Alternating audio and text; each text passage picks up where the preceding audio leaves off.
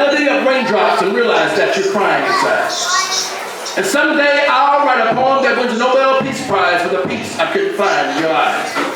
And if I could capture a rainbow, I'd wrap you in my favorite color and paint you perfect. And every day, all I do is think of ways to do and say more than I did the day before to tell you how much I miss you. And right now, all I ever want to do is to take you Tuesday. Wait your Wednesday, put your Thursdays till Friday, then sit Saturday, sipping your Sundays till Monday. You say, I will. I just want to love you every day. Point. All right. The consumption of it, we can say. Don't you know God said you can't touch His anointing? The power of life is to give life to the resource we all need. And we're wasted, misused, and drained by unworthy consumers, underrated, underestimated. The worth and the importance doesn't appreciate. It's the opposite. Because it's like a phoenix that rises from ashes. It blooms. It gradually increases. Know that God always enlarges His territory. As you take the proper stages of development, you reach growth. That's progress. And because you're at the proper state of mind, you elevate, you flourish, thrive. So don't let unworthy consumers reduce your value or worth. Because you are powerful beyond measure, you are influential, dynamic, important, strong, sweeter than honey with lots of class, always first and never last. Vessel. No sun shines from backs bent, scrubbing the hopes, dreams, and freedom from the surface of bottomless pits of hatred. Crystal blue from paradise afar, now mingled with the stench and decay of royal blood. Chained, histories erased, tribes castrated at the root, artificially inseminated into a culture already chained and used by themselves. And the more they try to wipe out our innards, we only nerds became stronger when the ventilators tried to feed us. Said no way, no longer will I be a constructor in this land, building up a land where I will always and only be viewed as a laborer, only worth working in the factories that produce the soles and shoes that cover their murderous midnight walking feet to the cotton picking my ancestors picked, covering them in their blood-stained sheets. We are children of God. That's a fact. And as long as you trust Him, you will wear a crown in heaven, but a bullseye on your back, being black. That's a fact. Freedom is not predicated on my color, but my contribution. Thank you. And the baby girl laughing. The sun shining so bright that it triggers memories to be created. The warmth of a bustling community running errands while the kids are at school, enjoying treats often because he treats us often. The subtle affection of the father and looking over to see his son in his truest forms of life, living and forgiving. Thank you, God, for sugaring off the tears that turned me cold and warmed me up by shaking me off. Thank you. And I get to try again and again. See your glory again and again. See the morning again and again. Thank you. Thank you that you are worthy of always putting on my brave face and not my safe face. The one whose flesh bled so mine could be so smooth and so enduring that I could be a black woman, a black woman, a black woman, a black woman. The pain tries to make me forget and regret, but my faith in you flows like hair after a hot oil treatment, clean and free. Free in what you measure and treasure. Roaming along roads paved and paved with destiny, but the potholes remain like the streets of my city.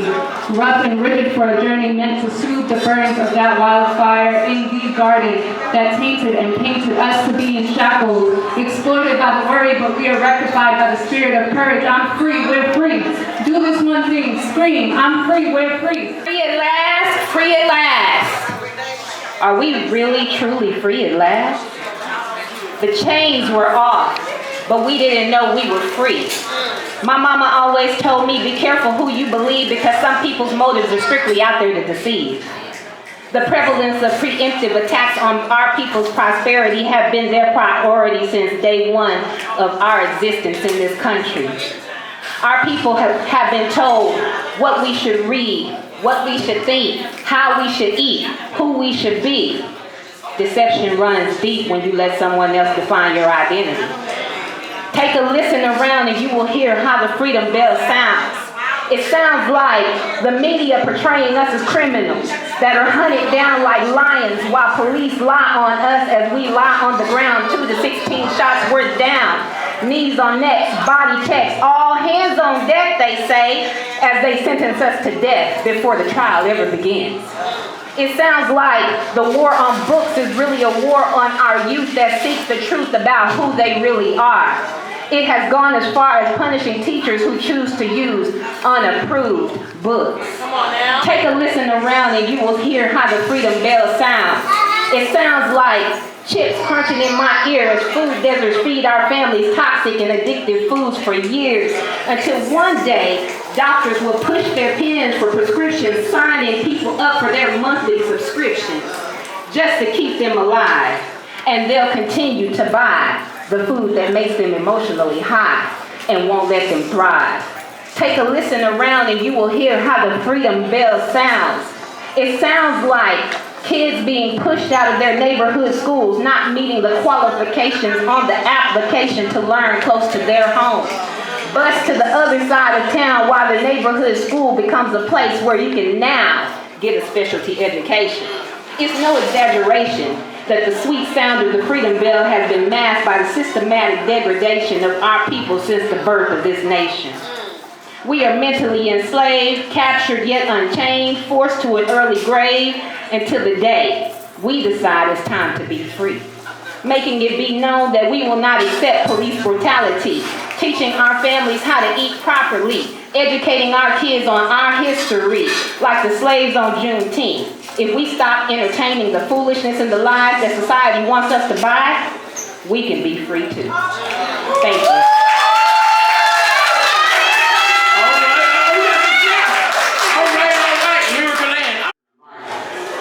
So I had to learn that freedom is the choice to choose, never lose, or generalize their lives. But realize to find my place in the universe, I must destroy every universal generational curse. Whether it's man versus the state, or me versus me, I was born to be free. Freedom is the power to pray. Freedom is the power to ask. Freedom is the power to believe. Freedom is the power to receive. Freedom is the power to change. Freedom is the power to walk away. Freedom is the power to love yourself. Freedom is the power to love who you want to love and live how you want to live. Freedom is knowing that you have the power to heal. Freedom is the power to move on from the pain of the past.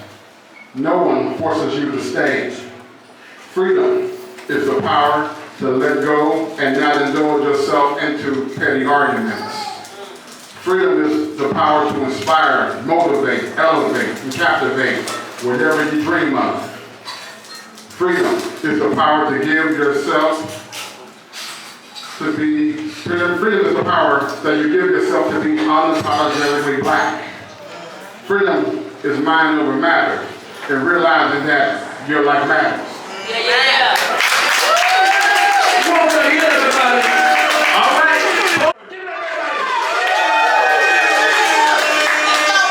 Let's go.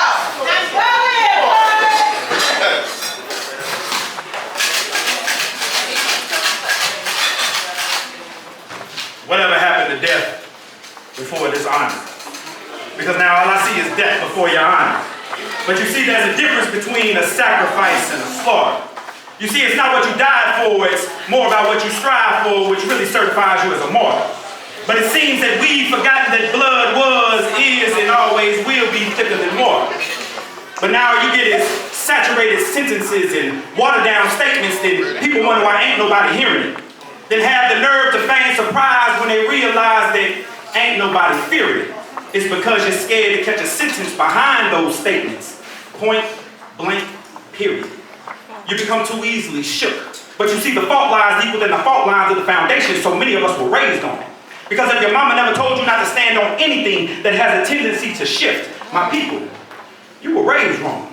And although she may have told you, boy, if you don't stand up for something, you liable to fall for anything. She neglected to tell you that if you're willing to stand up for anything, you've already fallen for everything. And then we wonder why society keeps tripping. So quick to jump up, wanting to be stand up and don't know what the hell you're looking for. Running around with your fist in the air, but forgot what the hell you fighting for. The great matter, your mind got so much pride in your eyes, you can't even see that it's not about black and white no more. It's deeper than that. It's no longer simply about ethnicity. Can't you see that the melanin in skin and the color of men is not what contains the ethics that are a necessity? So proud of this is something that I can never be. So go ahead, call me a house Negro. Because I am not proud of this, y'all. And I'm not proud to be that, y'all. I'm not proud to be. Honestly, in all honesty, y'all, I'm just glad to be. You see, God said be, so here I am, and all I am is all that I'm supposed to be. So there's no way in this world that I can ever be proud of something that I never chose to be, because these here flesh and bones is no more than simply the clothes God tailor-made and chose for me. And there is not a stitch of pride in them. But all I keep hearing is, my brother, this here, you got to wear it proudly. To that, I respond, my. This here, don't make a spank.